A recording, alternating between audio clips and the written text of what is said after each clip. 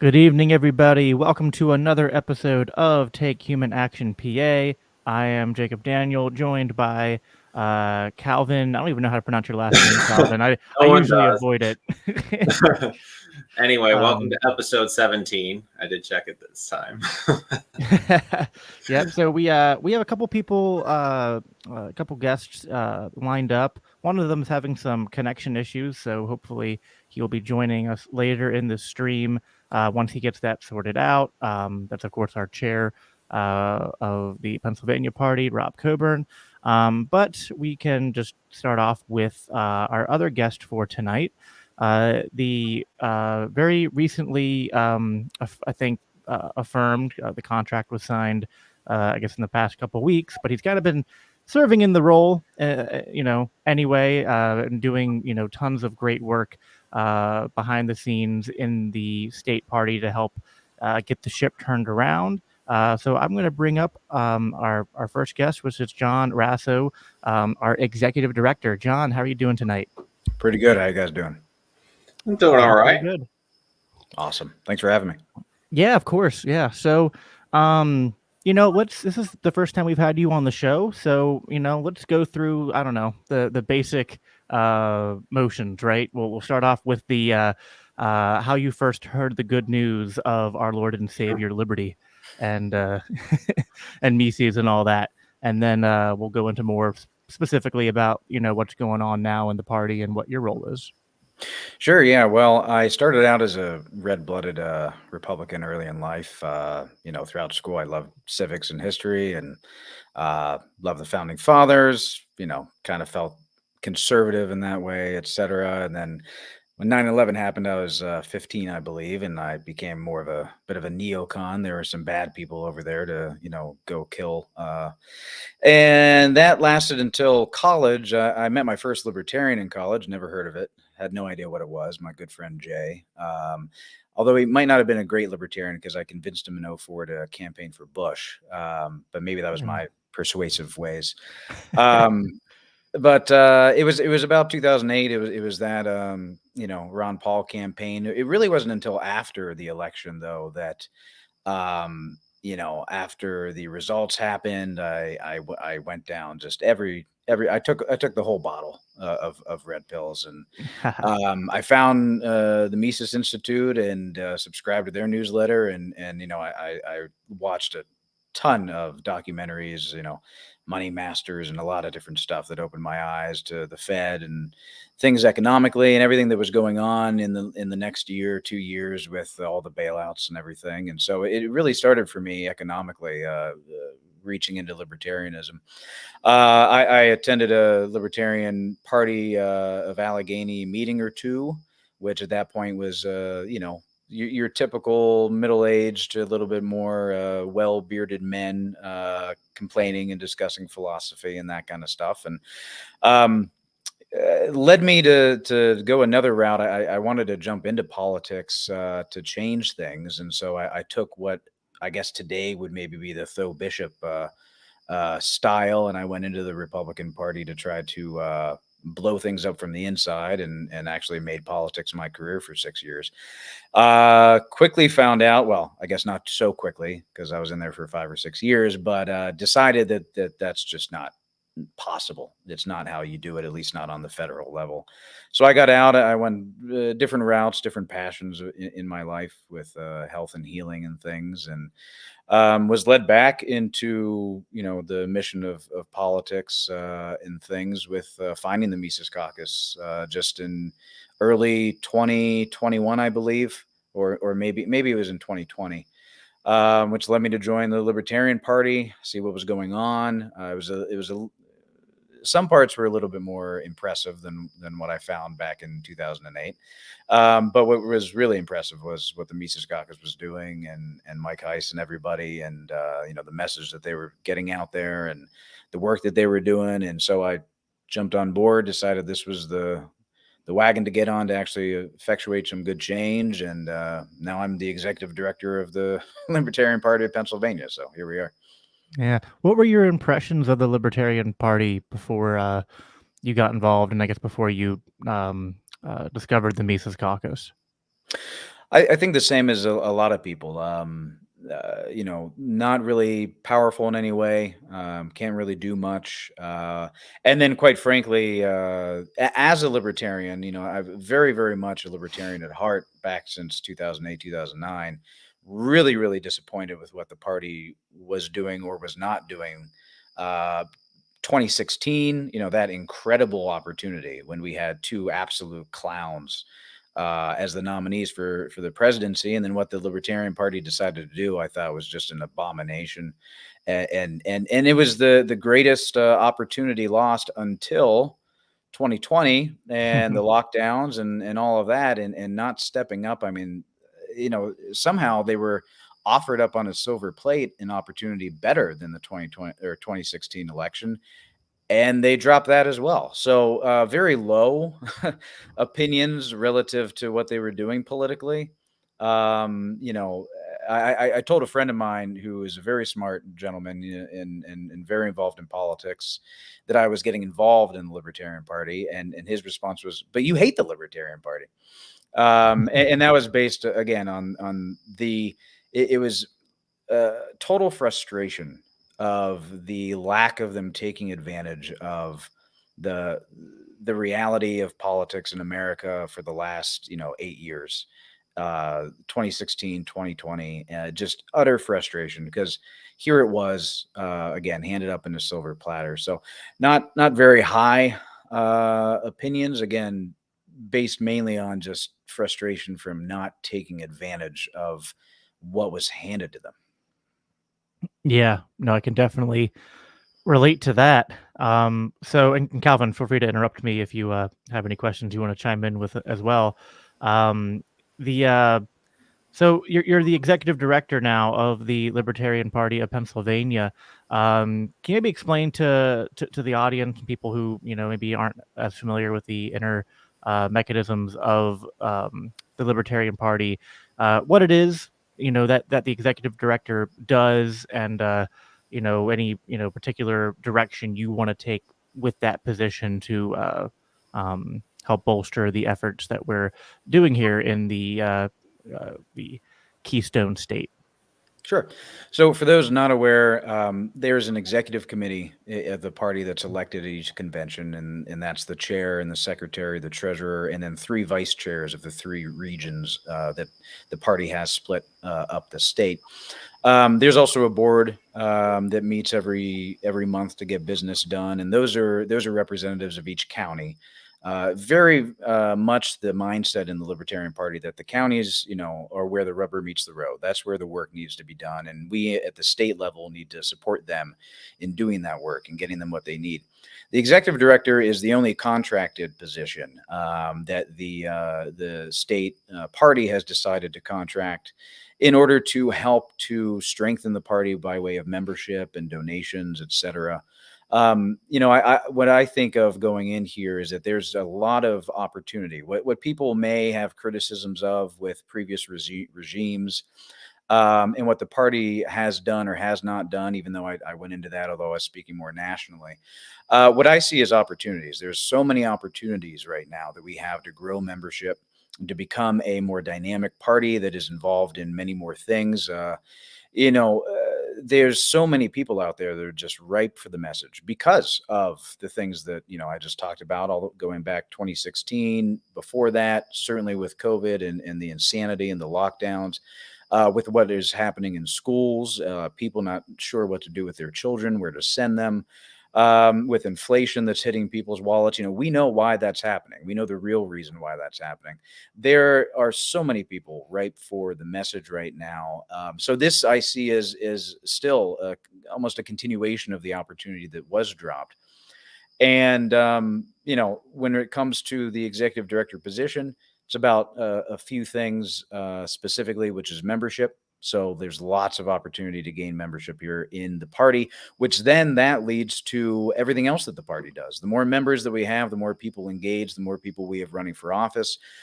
Just this year, this election cycle with the state level elections, since the Mises Caucus came in and I'll avoid that word, did something with the party.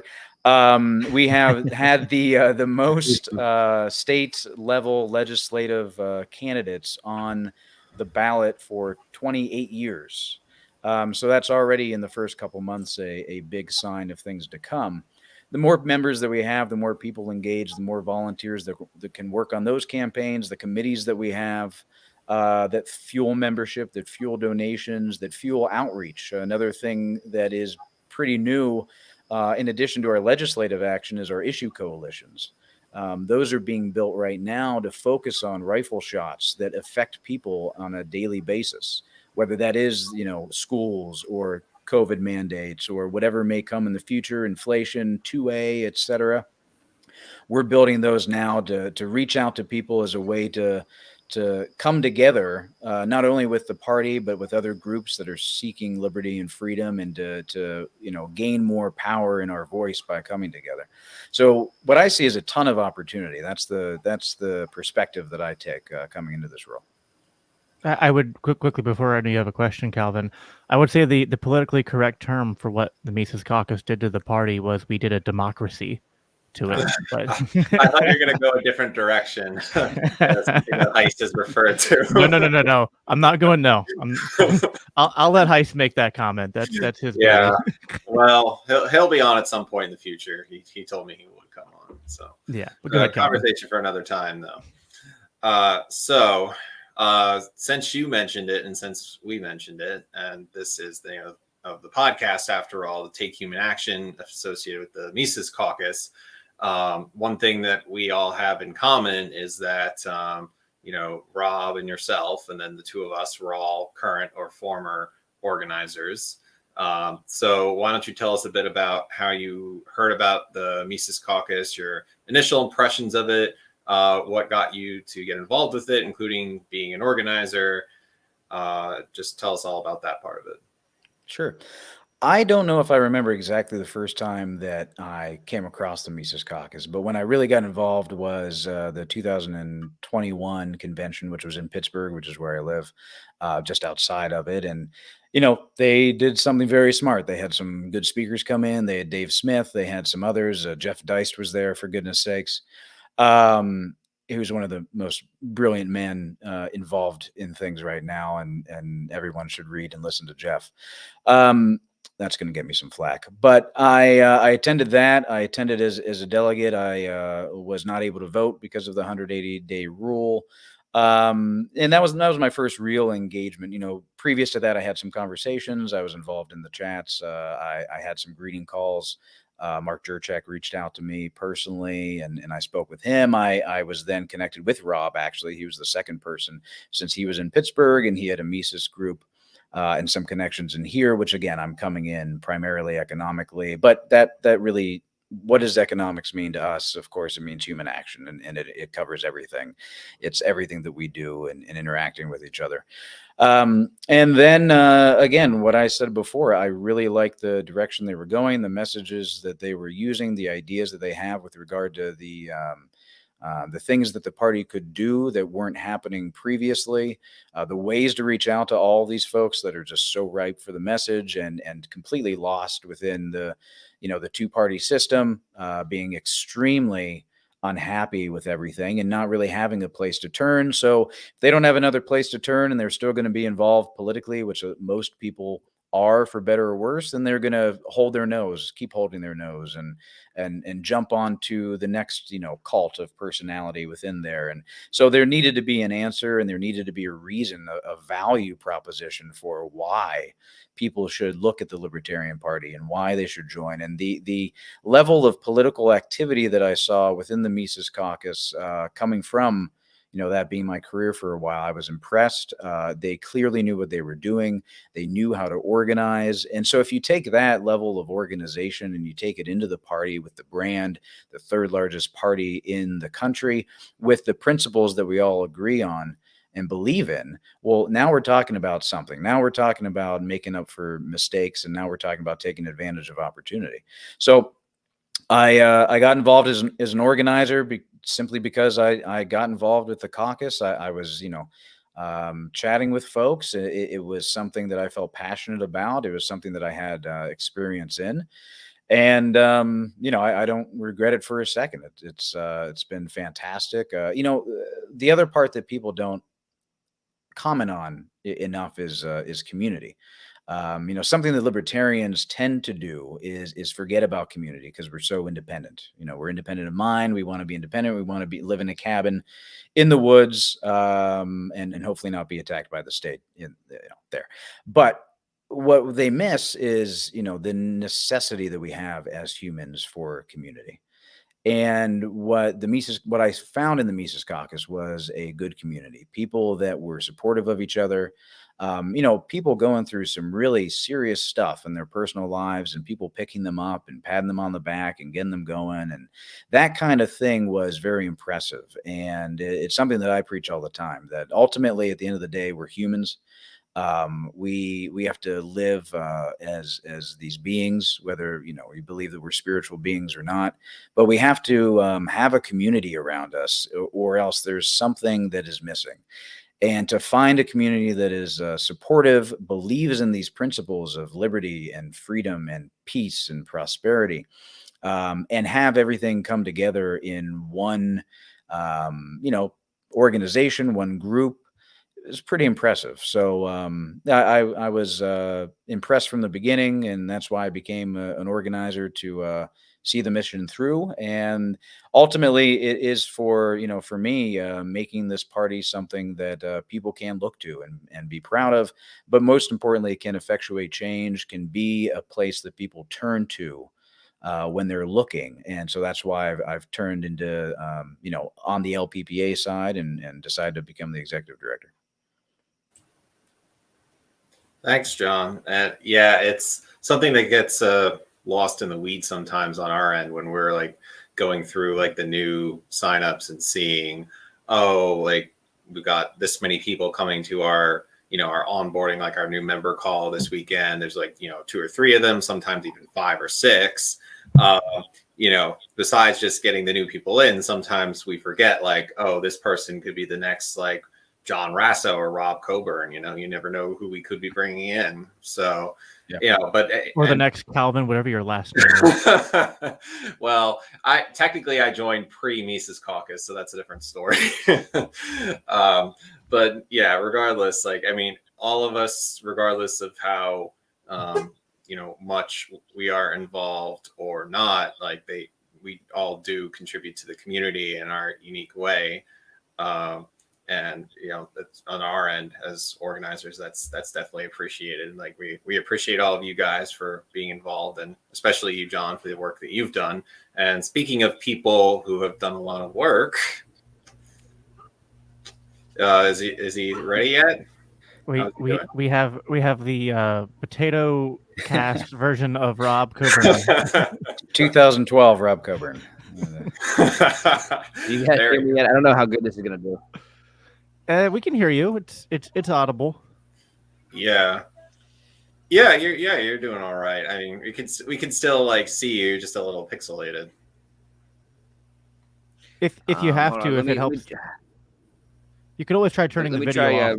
We're good. We know how beautiful you are. We're good, I think. Yeah, you could try turning the video off. All right, say something now.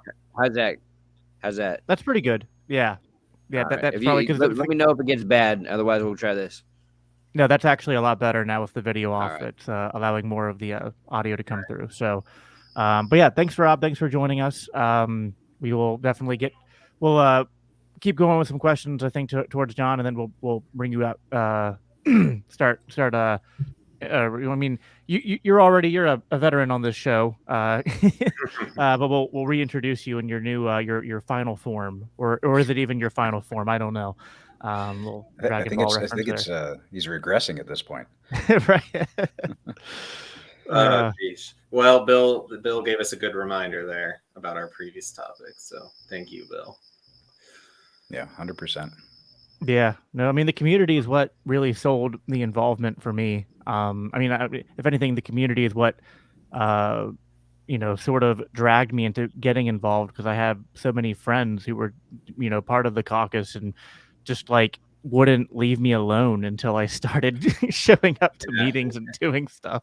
And here's someone else who's going to get more involved soon. So that's really good to hear.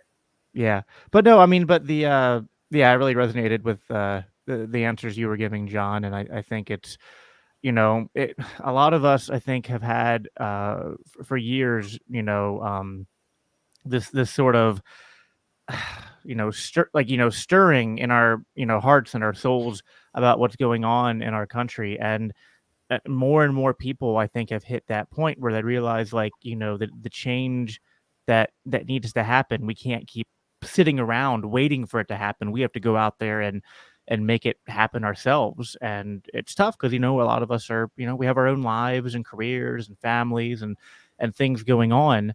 But it's exactly, you said, like, community is such an important part of it. And it is, like, and we need people who have jobs and families and all these things coming to the table, because I think, in not the way that the left co-opts the word, but in the true, I would say, more Misesian way, like, we need that diversity of talents and backgrounds and stuff to give us a sort of diverse set of skill sets and personalities to draw from.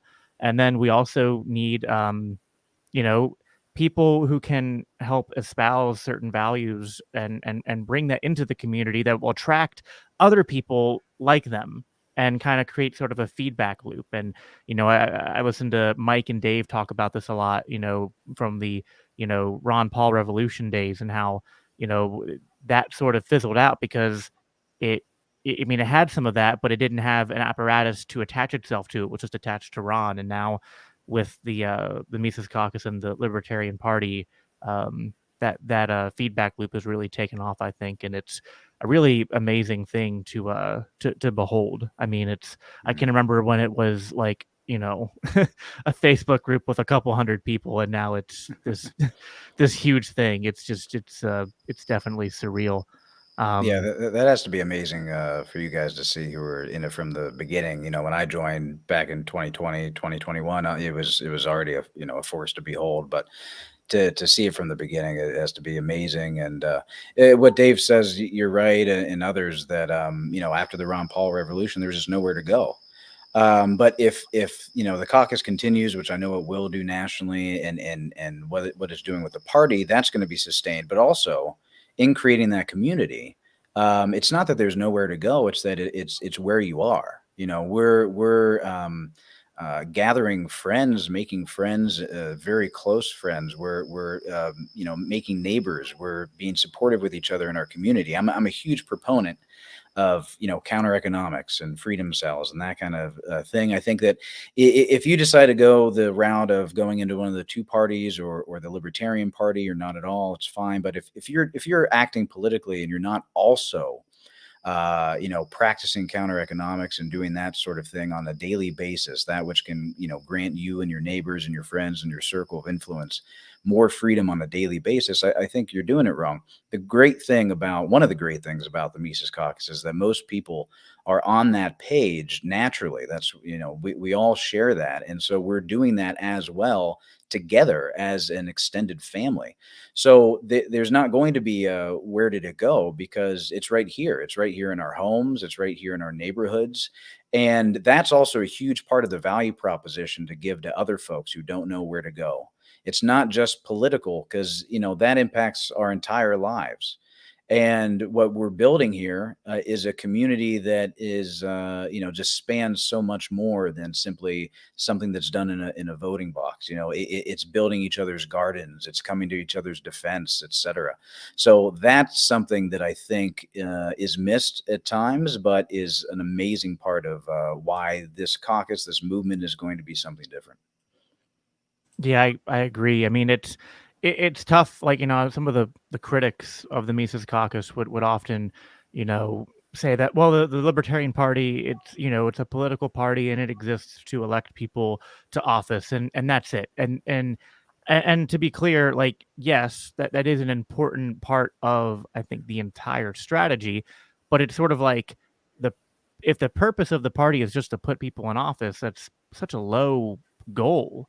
You know what I Mhm. mean? Like, why would you name your party after the philosophy of libertarianism to just say the goal of the party is to elect people to office? Like, no, like, that's that's the means, you know what I mean? The praxis of what the party does is, we engage in the political process, but the goal is to, spread, to proselytize people in libertarianism and to promote libertarian ideas in, communities, starting at the ground level in people's local areas. And I think the Mises Caucus has brought that sort of balance to really separate it. Because if we're just going to be a clone of one of the other two parties, but just like, we're going to do all the same things we do that the other two parties do, but just epically fail at it. You know what I mean? Like, Less I mean? effective. It's like we're not even competing with them. We're just copying, going through their motions, playing their,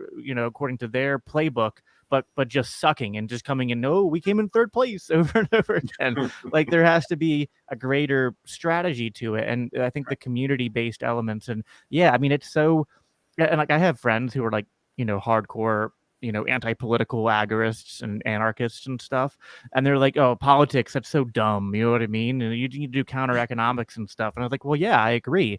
You know, what's great is in the Mises Caucus, you get more people talking about and hearing for the first time the idea of agorism and counter economics.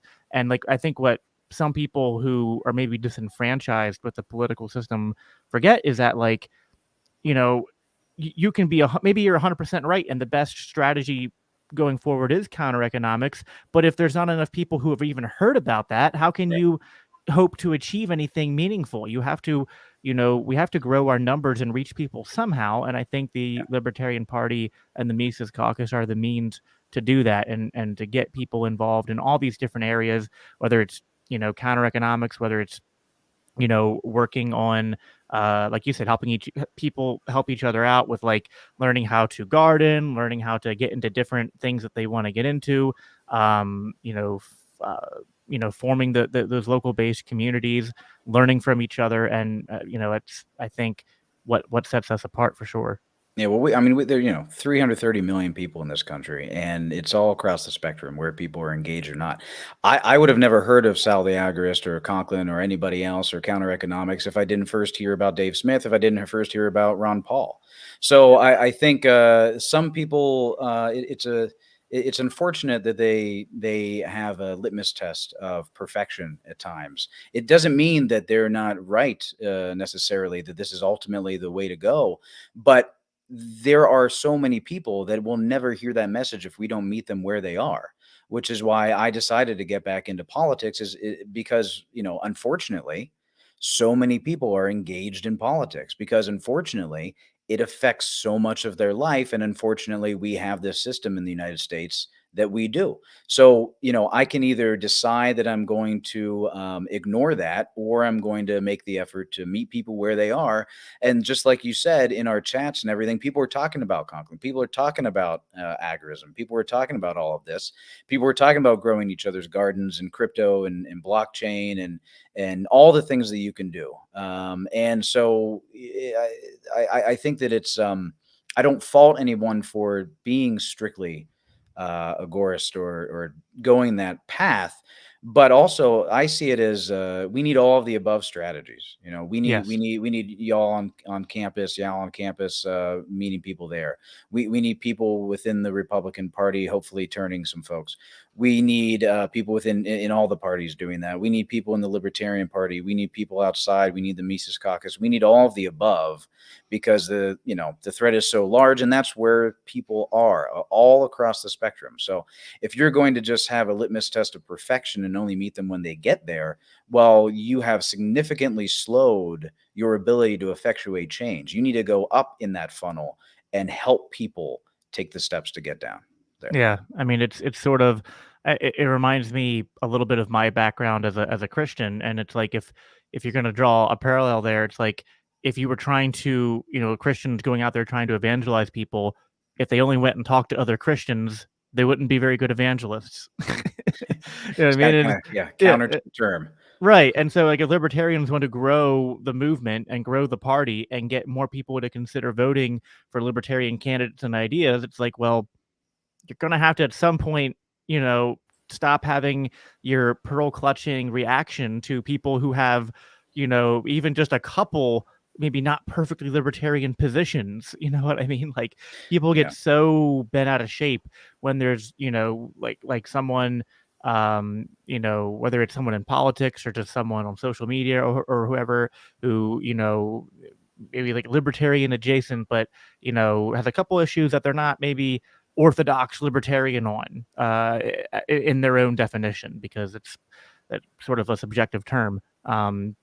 But it's like, Yeah. again, if we want to, we can be a bigger tent that's looking to bring more people into the fold, and hoping that as we bring them in, our culture affects them, rather than, like, we're not gonna let people come in and change our culture into something unlibertarian. If anything, I think we have evidence that it's the other way around. Or we can be purists, and, I mean, that's a good way to do what the party's done for the last, 5 decades, and, be ineffective and irrelevant in the cultural and political conversations. So Yeah, the other thing is, let's not egoically identify with our position, because that's always a mistake. A lot of libertarians, they chastise the duopoly and those idiots in that cult and that cult. But kind of like a log in your own eye, they at the same time identify really strongly with the Libertarian Party and chastise those who yeah, aren't. ideological Uh, possession is always a bad thing. yeah. Yeah, and the same goes within the movement of which is, which the better path. There's no reason for us to degrade others who may have like the Tho Bishop or the Sal or whoever it is who decides that they truly believe this is the best way to accomplish liberty. Well, that's great. I disagree with you, maybe.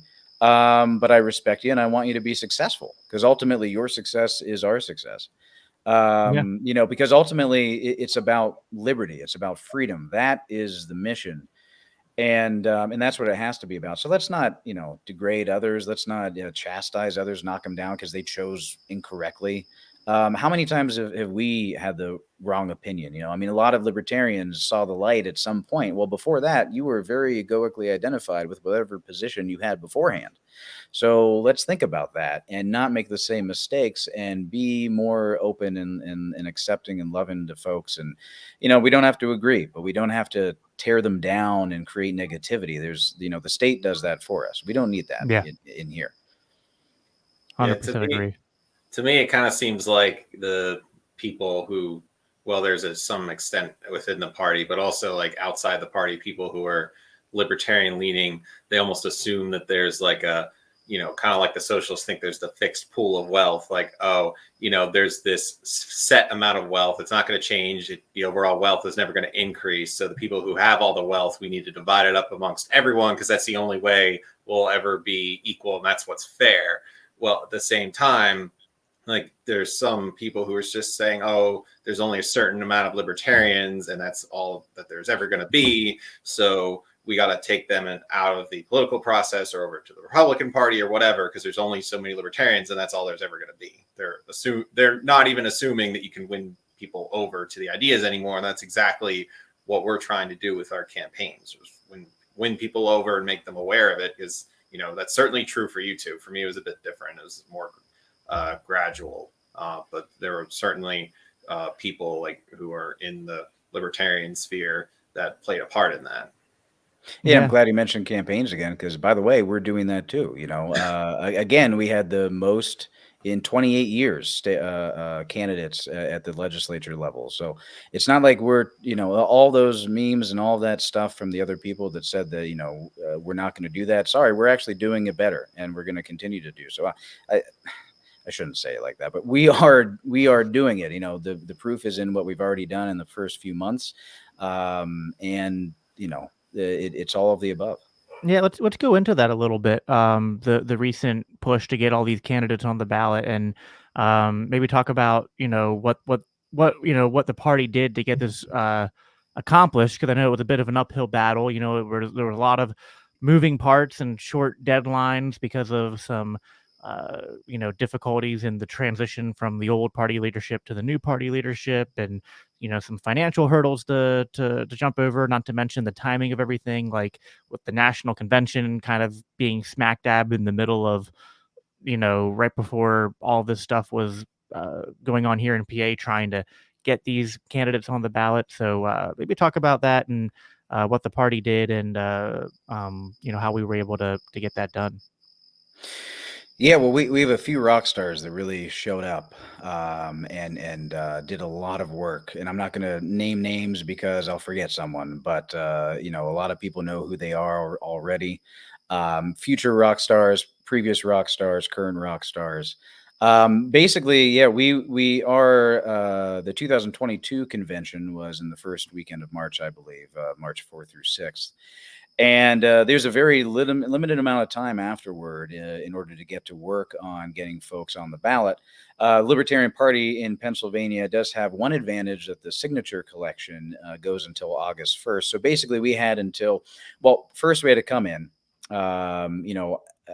clean some things up, get, ground under our feet, and look at what was available. And quite frankly, there was almost no institutional knowledge that was left, except for the folks that stuck around, and like a Chuck Moulton, Richard Schwartz, and some others who did have done amazing work for years, and others, new blood as well, stepping up. And some candidates have to get 5,000 plus signatures to get on the ballot. Others, we also had redistricting here in the state, which threw us all for a loop because of what a horrible job the assembly did, and how it went through the courts and challenges. And so, the amount of signatures that we had to get was changing. It was very late when they got that number to everybody. And so there were a lot of challenges coming in with a lack of institutional knowledge, a lack of SOPs that were set up. There's no candidate handbook to hand to people. That's something that we're changing immediately. That's going to be available very soon. Certainly before the next election cycle. And then with what the disaster that happened with redistricting, et cetera. So there are some challenges, but people showed up, and showed up to such an extent that, for the first time, as far as I know, as far as I've been told, the Libertarian Party did not have to pay for a single signature. So not only did we get the most candidates on the ballot in an even year, but we also did not have to pay for any paid petitioners, which is not normal. Now, back in 2016, there was a change in the state law in the court. I believe it was 2016, where, as far as our statewides are concerned, we no longer have to get the ridiculous, 45,000 signatures. It's now 5,000, which is closer to what the Republicans and the Democrats have to get. So you have to be careful in comparing things historically. However, still, since then, even the party has always paid for paid petitioners, and we did not have to do that. We got enough people out, enough momentum in a very short amount of time to avoid having to pay, because, quite frankly, with the amount of funds that were left to the party, we didn't really have that option. So so many people stepped up, did an amazing job, got all those folks on the ballot. We do have a couple folks that are being challenged to be thrown off, because that's what the other parties do. And there are a couple that we're fighting right now to maintain, and hopefully one has the potential, at least possibly, to go to the PA Supreme Court and potentially set a precedent for the future when it comes to election law here that will benefit all libertarians. So again, we're working the elections. We're fighting on when it comes to ballot access. We're going to continue to do so. So hopefully there's already enough evidence that anyone saying that otherwise is, that was just absolutely untrue. And again, so many amazing people, both old school and new blood coming in, that stepped up and did what they do to make that possible.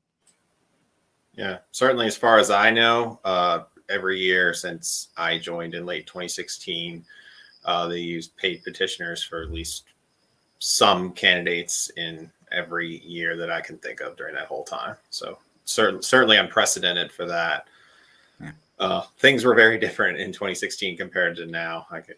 I could go on about that, but yeah, you're right. It feels like a completely different party, and there's a lot more people in it now. That's for sure. So a lot of good changes across the board. And along those lines, why don't you highlight some of the achievements that we've made since March outside of candidates? What else has been worked on? Well, candidates is definitely the number one, just because we went in at the exact time where you have to have this push in an even year, the legislative year, in order to do it. So that's been a primary concentration for everybody leading up to August 1st. And now we're coming up to the end of August. But, there are some very unsexy things that have been accomplished within the inner workings of the party. The party used to have 9-hour board meetings. And now we have 2 3-hour We used to board have meetings. like 12-hour board meetings. We've accomplished completely clearing the agenda in almost every board meeting. I think the last 2 or 3 at least. The last one that we had was a double board meeting. I'll say this for Rob, since he can't be on because he's back in 2012. But we skipped the July board meeting in order to keep the momentum going with signatures and not to waste a weekend. And so we had basically double the work to do, this past one that just occurred, and we still cleared the agenda. We stuck it out. We went for 5+ hours and we did it. Yeah, that's so another thing that's unheard of. Skipping a board meeting. Oh, heaven forbid. and it was for the, again, going back, I'll just say it again. Why did we do it? Because elections were so important to us, because of getting people on the ballot. That's why we chose to do it. And we still cleared the agenda moving into next board meeting. And the reason that I was pushing so much for that is because the next board meeting is going to be in person. We're going to come together. We're going to have some fun. And so we got rid of all of that old business and stuff. So that's the unsexy stuff that's important to people involved in the party. But outside in interactions with the community, we're also building that issues coalition. We have an amazing person leading that, and that is only in its infancy. We're already getting some traction there to, again, have some rifle shot victories in places when it comes to things that are impacting people on a daily basis. That's very exciting. We came in with very few people active on any committee, and now we have almost every committee full with a lot of active people. And that goes back to, again, the more that we drive activity and camaraderie and community and membership, the more people that are going to be able to do this work, and the more work across the board the party is going to be able to accomplish. So I think there's already been both when it comes to interacting with the community, with either candidates or issue coalitions and things like that, and also the stuff internally. There's been a lot of good work done already. Yeah. What are some of the things that you want to start, now that the candidates are on the ballot? I'm sure, from now till November, there will be a push from the state and also the county level for, obviously to support our candidates, get their voices out there and stuff. So you want to comment on, what that shift is going to be, at least at the state level, and also any other things that are going to be worked on. One of the things that I know people might be wondering, and we kind of mentioned a few times in the chat already, is the party was not, to put it nicely, in the best financial state when Mises Caucus leadership sort of democratically acquired the control of the of the state party. It wasn't even that great at the national anyway, but focus on PA here. So what are some of the things that we want to do, that you want to do from the executive director position to help, support the candidates, and also to help push to start giving the state party more funds to, hopefully expand our efforts and stuff going forward? Yeah, for folks that don't know, when we came in, the bank account was basically zero or in the red with outstanding liabilities. You mentioned at the very beginning that I've been doing a lot of work in the background, and I have, since January, February. A lot of it is organization and project management, and I see that as a big part of my role, because there's a lot to do to whip this organization into shape to be a real organization, a real political party that people can be proud of, that is highly functional. And a lot of that also, when it comes to the rubber meeting the road, is strengthening our affiliates and our membership. So Part of the financial situation is dealt with when it comes to gaining membership, because we do have a very small fee, $25 for the year.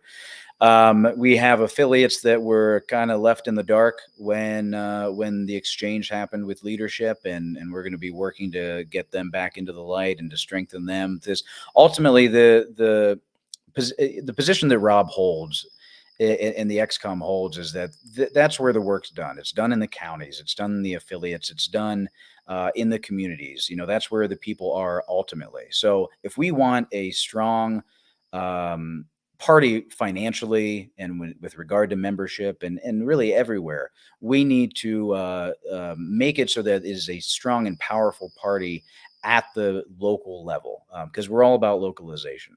So, there's going to be a lot of work to shore up some of the affiliates, bring some more in. There's another one that was just founded, the Laurel Highlands, a great group of guys, great group of folks who have a lot of passion. I'm very excited for what they're going to be bringing into the fold. Big shout out to Bill Cox for helping make that happen. And, we're going to be doing that across the board. The ultimate goal, of course, is 67 counties affiliated. We need to do a little bit of restructuring there when it comes to our back end business as well, to make it more efficient. This is the unsexy stuff, though, that's going to really reap rewards when it comes to our functionality and our ability to get the message out there, to get candidates on the ballot, to support them once they're on the ballot. Like I said, there's no candidate handbook. So there's going to be a candidate handbook. There is no affiliate handbook. There's going to be an affiliate handbook. There are going to be SOPs that it's incredible that they do not exist, but they're going to exist. They're being built now. Our membership committee is really kicking butt right now, and it's only the very beginning of, the foundation needs to be poured. Some gaps need to be filled in the foundation. And then once we're standing on that strong foundation, we're really going to see what we can do. So that's a lot of the job that I come in doing. And of course, at the end of the day, it's about membership and it's about that financial situation. But all of that is going to support those efforts moving forward. Yeah, I was very shocked when shocked, but also not shocked, but that's for reasons we don't need to get into. But when I took over as chair of the York affiliate back in February, I was just a little surprised by how little resources there were at the state level in terms of just like everything, whether it's the basics of running an affiliate and just things about how to be in compliance with state law and with the state party bylaws, and just modes of communication and transferring of different things. It was very, very, very much you had to go hunt people down and bug them to get things moving. And I definitely hope that we can work to do that. One of the things you mentioned, which I wanted to ask a quick question about because it relates to me and my region, you said affiliating more counties, and I'm always a little bit jealous of the East and the West, because the East has a lot of great people out there. I mean, that's where Heist originates from, and we have great people out there, and especially in Bucks and Montgomery County, especially. I know a lot of our people are out there. Get guys like Calvin, and we got guys like you and Rob and Bill Cox out in the West, and you guys are always been kicking ass out there. Central, we need some help. We have a lot of counties here in Central that need to be affiliated, and prior leadership, both at the top and then also the regional vice chair in Central didn't do a lot to do that, to grow the Central region. So I mean, what are I don't know if there's any been discussions yet or any ideas that you have about trying to shore up the center, so to speak, of Pennsylvania, and get more of these counties affiliated and get people participating. Yeah, absolutely. First, I want to make the point that if it sounds like I disparage anyone who's in a different group or whatnot, I never do that. I personally want to be friends with everybody. It's I have no ego in it, and I'm on a Mises Caucus podcast, and we're talking about certain things. But I want to be very clear that I do not. It's not personal, and I don't disparage anyone. In Central, we now have the great Tim McMaster, who is the Central Vice Chair. I know that he's already getting to work. He's been doing a lot there as far as, him being on the XCOM now. And the rest of the XCOM is very, very aware of the fact that the Central region for a long time has not had the type of leadership that they deserve for one reason or another. And again, not disparaging the people who are in those roles. I'm not in position to do that. But we're aware very much of the situation. We want to change it. I mean, for goodness sakes, we don't really have a very active affiliate in the state seat, and to be a political party, that's not very acceptable. That needs to change. It's going to absolutely change. So we're kind of in the beginnings of the correcting phase. We now have an active central vice chair. We are moving forward with plans to support the counties and to figure out who needs help, to first identify the assets, identify who's still there, who's not, who needs help to get back to where they were, who's gone, and who needs replaced when it comes to just an affiliate who might have leadership that left. And then driving, again, membership on a local level and coming up with some creative ideas to do so, hopefully making things a little bit more social, tapping into new folks that aren't in the party yet, but are, again, very ripe for the message and getting them out to not a boring, county meeting, although, hey, here in Butler, our meetings are a lot of fun, but, a social, meeting them where they are, kind of a soft touch to have that first conversation, to get them potentially involved, to give them a value proposition for why they would want to get involved. I know Tim's working very hard. We are very aware of the reality of the situation, and I can tell you we're all very motivated. Again, first off, the central region from top to bottom needs more support. We are also a political party here, and we don't have a strong affiliate in the state seat. That's not a great look. So we absolutely need to change that, and we're all very committed to it. Yeah, and yeah, Tim McMaster's in my county, and yeah, big fan of Tim. I know he's uh working on that as well, and he's also running a lieutenant governor campaign, and he loves to stretch himself as thin as humanly possible. But Seems like it. yeah, but I love Tim and excited to work with him.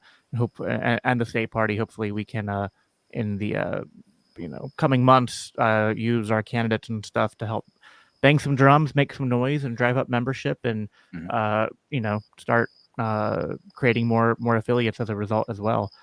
Calvin, do you got any more questions? I know there was at least one question in the audience that we might want to get to as Yes. we're wrapping things up. I got a couple more questions. We'll see how quickly we get through them. So I see that you have been working on the convention now, the state convention that's happening this March.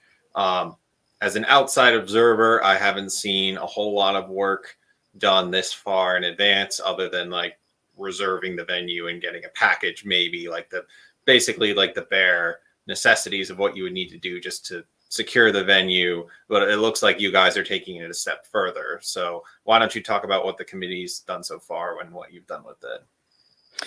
Yeah, glad you asked that. I'm very adamant about getting way out in front and making our convention a great convention. We have to deal with the reality. It's a off year. It's a 2023 year. We no longer have, or at least not at this moment, the internal battles that lead people to come out to a convention in order to win the democracy, as Jacob put it. And so we have to be cognizant of that and ahead of the game. And so, it's the committee's already working very hard here in August. We've already set up a support website for folks. It's LPPA 2023.com, where right now we have a theme contest going on to decide the theme. So the first phase was people could enter whatever theme they thought that they wanted the convention to be, and now just today we flipped into the second phase where the theme that garners the highest donation amount will be the theme of the convention. That's it. So it's going to be one of these. I got the list here. Options are Ringing the Bell of Liberty, the Gold Standard, For Life and Liberty, the Keystone of Liberty, Large Government Brings Tears, which I don't know if the person knew that is LGBT. In quotations, I think we should get a national divorce, and Convention-y McConvention Face. One of those will be the theme of the 2023 election, or I'm sorry, convention. And again, to vote with your dollar to support one of those, you go to LPPA2023.com. The committee's working very hard.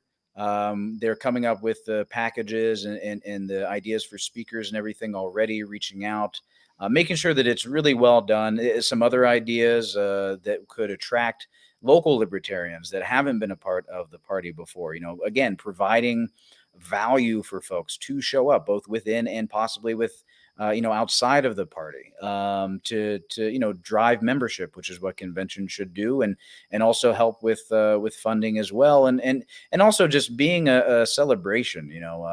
After all this turmoil, hopefully most of it in the past, at least for a little bit of time, we need to come together. We need to celebrate. We need to build camaraderie. We need to build relationships, and so I'm looking for the 2023 convention to start to be something more along the lines of that. But people can influence it right now. All the haters out there and whatnot, you can go to LPPA2023.com and make sure that our theme is Convention-y McConvention Face, and hopefully some serious people, decide to counteract that, but it's in your hands. Oh, Yeah, gosh. We should do the gold standard, and everyone has to get a gold jacket, like Joel gets for at the last convention. Nice. So the gold standard, that's my theme. I think LPPA is the gold standard of affiliates. We believe in sound money.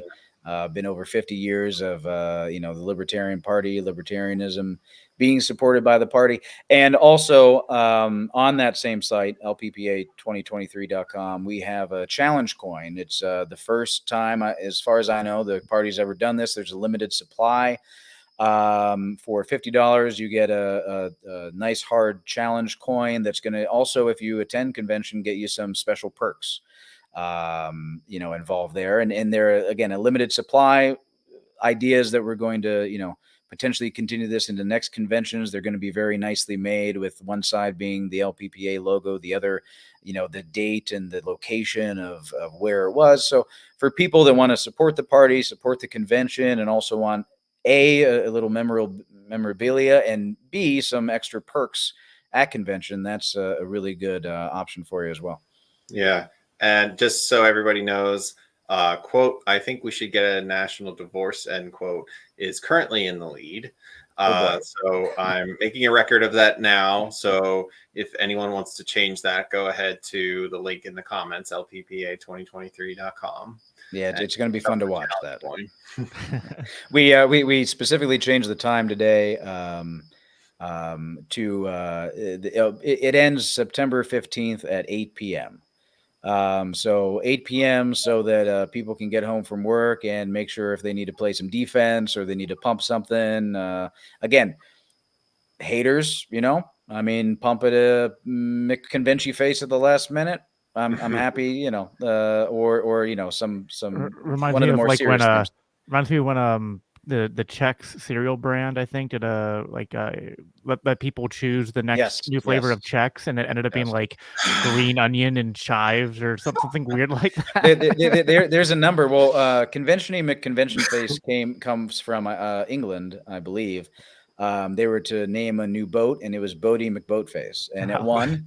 And that's where this began. I believe there was something else where people were choosing, and they chose something regarding like Hitler. So these things have a history of going horribly wrong. And this we might make the trifecta here, but it's going to be, it's fun. It's fun to have a contest. It's fun to get people involved, and that's what that's what convention's about. I think you're half right, because if I remember correctly, the top two, sorry, Florida, if I'm wrong, but the top two convention themes for Florida last year were something like the Martha Bueno show and Convention-y McConvention Face. And then the Martha Bueno theme won. And then before the convention actually happened, she quit the party. Ooh. So go figure. Yes, the Convention-y McConvention Face does come from Florida. Yeah. Okay, I thought so. All right, well, let's go to the audience question here. So this, I'm not sure if you'll be able to answer this question directly, but maybe you can speak to media outreach in general. Is there any initiative to get the Mises message out on a large YouTube channels, such as when Heiss and Dave Smith were on Timcast? Big things happening in the 2A world, and there are huge gun channels. Yeah, I do know that there have been a lot of already, because of how many candidates we've got on the ballot. At least PA-based media outlets have already been reaching out, and I think there's been a couple, pretty, I think 1 or 2 big articles already written about the success we've had. But yeah, John, if there's any way you want to take that question, whether generic or PA related, like to hear what you have to say. Yeah, well, on the large channels like the Timcast, et cetera, oh my goodness, that would be amazing if we could get one of our candidates on there. I believe that our candidate for governor, Matt Hackenberg, has had the opportunity to be on a couple of the Mises podcasts, and a couple more looking out into the future. Right now, that's kind of the sexiest thing is our candidates, and it just comes to continuing to try to push to get them in that sphere, which I know that they are trying to do, and hopefully they're successful. And then once you get on one of them, things can really just roll from there. So I know that effort is being made. Yeah, I believe he was on episode 14 of this show. So he has been on, and Tim was on much earlier, but we'll have to have him back on because that was before he was central vice chair or the nominee for lieutenant governor. Yeah. Yeah, and Eric too, we have to get on still. And then when we have, plenty of, I think we should do, we have plans to do a, more like a candidate roundtable sort of episode for a lot of the candidates who are running at the lower like state house rep positions and stuff like that. Yeah, that'd be nice. Yeah, we'll definitely do that. Anything we didn't cover that you want to talk about before we hop off? I think we covered all the big ones. I'm glad you mentioned convention. That was one that I wanted to, if we hadn't. I think overall, again, my message is there's not a single person that I even though this is a Mises podcast, I want all of us to come together, put things in the past, work together toward why we're here, which is liberty and freedom for ourselves, for our families, for our neighbors, our community. And there's a lot of really good work being done, and all help is welcome. So it doesn't matter where you come from or where you came from or who you're involved with before, et cetera. I mean, we're here to do the work, and again, our committees are filled again, but they always need more work, more help rather, because they always have more work. And we have a lot of exciting candidates that are on the ballot again, more than the last 28 years. They need help across the board, in their campaigns. We have just really less than 2 short months left with that, and so there's a lot of ways for folks to start to get involved and maybe mend some ties, and then we hopefully have a huge and exciting convention coming up. Obviously, that's not till March, but there's social events that we're going to be putting on. Ross Sylvester does a fantastic job out here in the West. I know that there's one for both the county affiliate and Mises in Allegheny coming up in the next couple of weeks. And we try to spread that around all the Southwest, counties. And I encourage everybody to do the same. It might start literally with one person. The first one I went to with Ross was just me, my wife, our 6-year-old, and him. And we got a wonderful drawing out of it from the 6-year-old, and took it home. And that's again, ultimately, wherever you're coming from, if you're on this road for liberty and freedom, we're looking to be family, and we're looking to support each other. And there's a lot of good stuff going on. We want you involved, and we're excited for what the future brings. Awesome. Thanks, John. Yeah, thanks for coming on, John. Unfortunately, having me. Rob wasn't able to get Yeah. out of the time vortex he fell into back in Yeah, we might 2012. have but- to reschedule once he gets back. He's stuck on an AOL chat right now. But yeah, we'll definitely have Rob back on at some point in the near future. Maybe he got lost in the 90s. Yeah. So, but yeah, it was really great to have you on, John, and give you a chance to go into the things going on and go into just your view of things, both on a cultural and political sort of analysis. And yeah, I think there's a lot of exciting things happening. And if you're sitting on the sidelines right now and the things we're talking about are intriguing to you and you want to get involved, I mean, there's so many ways to get involved. I mean, on the caucus end, as always, you go to takehumanaction.com to learn more about the Mises Caucus, of course. And we're on Facebook and Twitter, both the National Caucus and the State Caucus. And Calvin has that handle for the State Caucus on Twitter right there at LP Mises Caucus PA. And if you want to join, if you're in Pennsylvania and you want to learn more about the Libertarian Party, specifically of Pennsylvania, and get involved and learn more about how you can join, get involved at your county level and support our candidates and learn more about what's going on, LPPA.org. And I don't know, John, if you have any other plugs you want to put out there before we wrap this up. No, nothing personal. Just LPPA.org. Become a member. It's $25 for the entire year. We'll be sending out soon here newsletters, hopefully on a bi-weekly at least basis. That's going to have some value with what's going on in the party, and again, ways to create freedom for yourself and your family. And then also there's a volunteer form, which you just starts the dominoes for maybe getting on a committee and getting more heavily involved in all the stuff that we're doing, at least learning about it, seeing if there's a fit or something that you're passionate about. So that's it, lppa.org or lppa2023.com if you want to decide what our convention theme is. Yeah, I got a quick follow-up on that. Did you name a date and a location for the convention? The convention is March, I believe it's 3rd through 5th. It is in Reading, Pennsylvania at the Doubletree Reading. They are fantastic. I've learned that the Doubletree Reading is the #1 ranked Doubletree in the entire nation. Oh, so wow. they do things well. And so it's going to be a very well-run convention. We're at a good place. So that's why, again, the committee's already getting to work and doing great work to make it something special. And I hope everybody makes it out. Awesome. Yeah, the convention's always a great time. So, all right. Well, thanks everybody for tuning in and watching. And thanks, Calvin, for helping out with hosting, and John for you being here. And yeah, until next time, remember, go out there and take human action. All right. Thanks, guys.